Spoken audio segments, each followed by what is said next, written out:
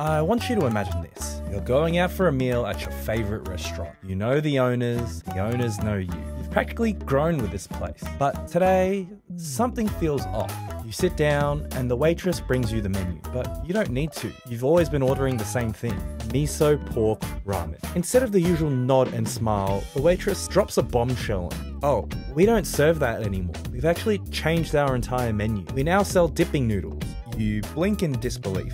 She reassures you, just try the dipping noodles. However, you didn't come for dipping noodles. At this point, you're starving. So reluctantly, you order the dipping noodles. When they arrive, however, an idea pops into your head. You grab the bowl of dipping broth and vehemently pour it straight into the noodles, mixing everything together just like the old dish. Immediately, the waitress gasps and tells you, "No, you're eating it wrong."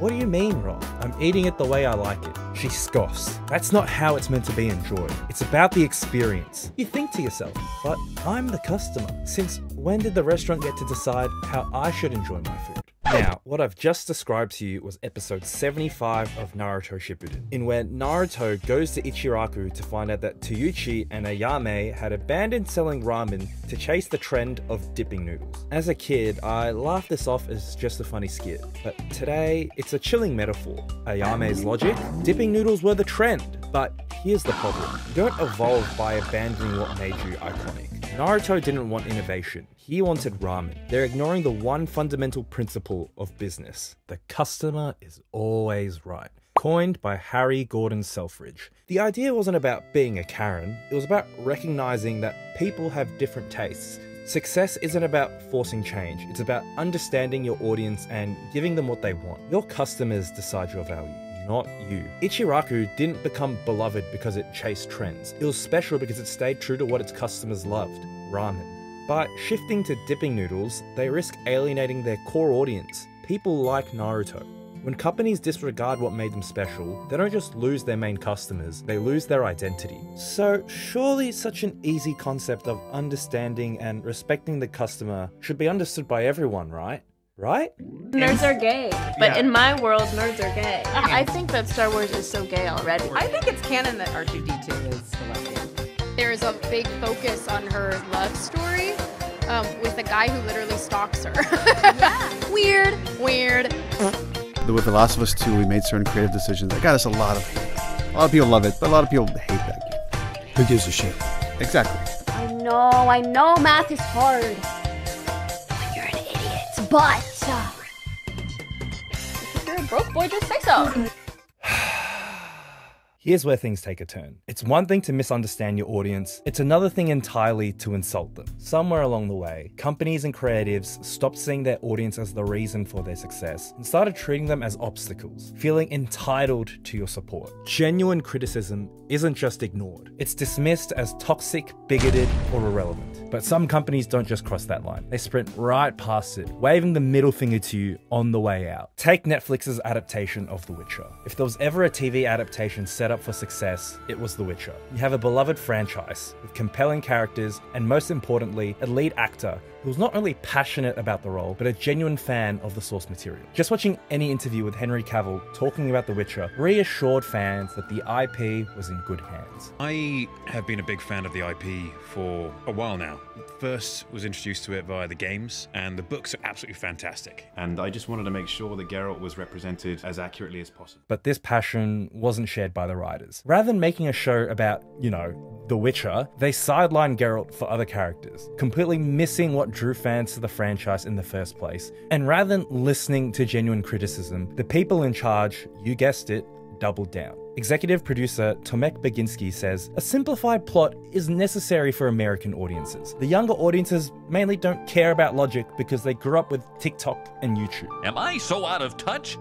No, it's the children who are wrong. Yes, because when your show has a decline in viewership, the real problem isn't the writing, it's the audience. They're just not smart enough to appreciate how much of a genius you are. Sure, toxic fans exist everywhere, but dismissing all criticism as hate and refusing to engage with actual feedback shows just how high you are from smelling your own farts.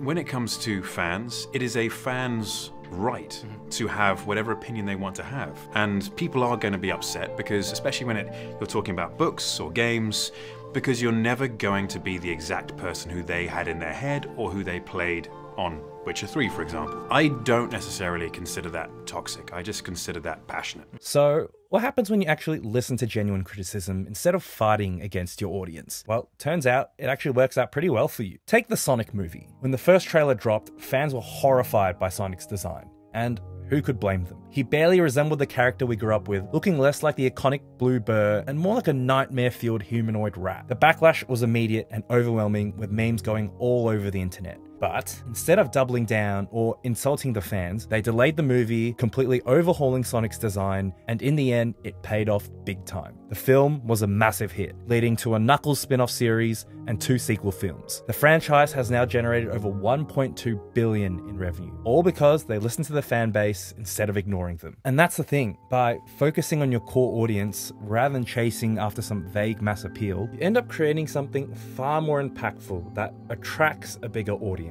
It was Denis Villeneuve's deep respect and meticulous care in bringing Dune to the big screen that inspired me to dive into the books. Studio Trigger's faithful and vibrant recreation of Night City in Cyberpunk Edge Runners sparked my curiosity and ultimately led me to play Cyberpunk 2077. And just like how Toyuchi and Ayame's kindness towards Naruto as a child turned him into a lifelong customer, it's when creators respect the audience, they create something worth coming back to. Now, I also want to acknowledge the flip side. It's impossible to please everyone. No matter what a creator does, some people will be unhappy. Whether if it's an artist experimenting with a new sound, or your favorite YouTuber shifting their style of content, the majority will always win out, leaving a portion of the fan base feeling alienated. Take The Batman. While it was widely praised, not everyone was on board with Matt Reeves' interpretation, me included. The portrayal of the Riddler just felt like another rendition of the Joker, except this one did riddles. Instead of the arrogant, calculated genius I associated with the character, they got a live streaming, internet radicalizing serial killer. And of course, they had to tease the Joker for the next movie. Again, how many times does DC need to go back to that well? There are so many other Batman villains they could explore. Come on, Reeves, bring the Condiment King to the big screen already. I'm the Prince of Pickles, Sultan of Sauce. You don't stand a chance. You hear me? Later, shut. To contrast, there's Final Fantasy XVI. This was my first proper Final Fantasy game, and I was a huge fan of the big spectacle fights, the setting, and especially the combat. The fast-paced, action-heavy gameplay was incredibly satisfying. However, not everyone was on board with this new direction. Some longtime fans felt alienated, arguing that Final Fantasy XVI wasn't a true Final Fantasy game. The shift away from turn-based combat led to a divide in the fan base, but the game was a success, and personally, I hope Square Enix continues experimenting down this path. So, at the end of the day, you need to ask yourself, as the consumer, what do you value? The market speaks louder than any review or online discourse. That's exactly why Ubisoft keeps coming at the same formulaic Assassin's Creed game every year, because it sells. It's also worth remembering that not everyone will share your tastes. This mindset shift of the customer always being right has honestly been a game changer for me, especially when it comes to discussing or recommending my favorite shows and games to my friends. Years ago, I tried to get my dad to watch Attack on Titan, and he'll just shut me down every single time, saying how he adamantly refuses to watch cartoons. I was enraged. Dad, how can you dismiss something so incredible just because it was 2D? This is Attack on Titan we're talking about, one of the best shows of all time, and you refuse to watch it just because it's in 2D? You're meant to be my dad. How can you have such an unwillingness to try new things? Love you, Dad. Fast forward to today, and I've learned to pick my battles, though I've definitely had moments where this newfound patience was tested. Once again, I was talking about Attack on Titan with a friend, and she casually dropped 2 bombshells on me. First, she watched it dubbed. Alright, fair enough. Dubs have come a long way in recent years, and hey, whatever gets people in the story, right? But then she hit me with the real shocker. I watched it in 2 times speed. What? What the fuck? 2 times speed. 2 times speed. How can you feel the weight of Erwin's speech in 2 times speed? How do you catch the subtle betrayal dialogue? Everything's flying past you like a bullet train. But regardless, the customer is always right. And that's the thing, isn't it? We all consume media differently, and we all have different tastes when it comes to art. Some people watch anime at 2 times speed, and yet some refuse to watch anything animated at all. It's easy to get defensive when we see people dismiss or criticize the things that we love. Just like how Ayame can't understand why Naruto refuses to try dipping noodles, I will never understand the appeal of watching Attack on Titan at 2 times speed. So if you're keen to consume something that everyone deems as mid, don't let anyone tell you otherwise. I will always stand by the fact that the Fast and Furious franchise is a cinematic masterpiece. So if you think that Dragon Age The Veilguard was a 9 out of 10 and a return to form for BioWare, that's okay. If you think Avowed has achieved something even Kingdom Come Deliverance 2 couldn't, that's okay. And if you think that the Invincible Season 3 finale was a 4 out of 10, that's just a shit take.